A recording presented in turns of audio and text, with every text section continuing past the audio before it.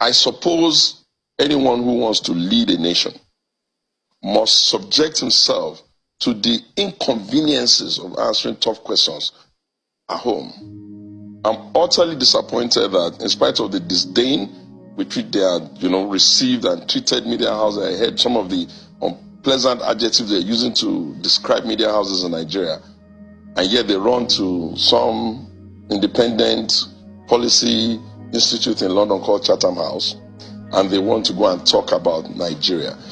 I feel that we must never sell ourselves short as a nation. I take very serious objections to people thinking that they're too big, they're too entitled, they can bully the entire system and prevent legitimate organizations in Nigeria to call them.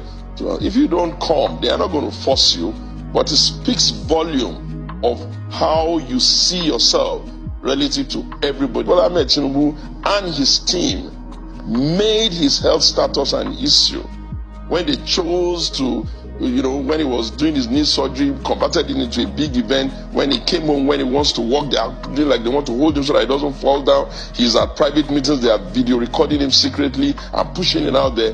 What exactly were they expressing? They caused it for themselves. And when the candidate now began to go on public engagement and he was fidgeting, his hands were not going as well as he should, and he was making mistakes that a BolaTinubu would never make.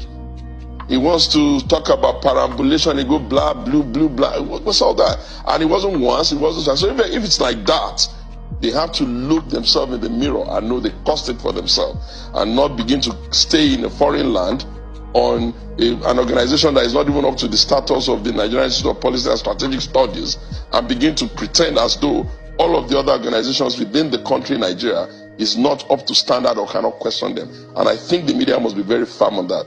We will not have anybody who wants to serve us begin to give us the impression that it's bigger than the collective. So whatever it is that Daily Light is talking about is hogwash. They need to come back home and start attending events.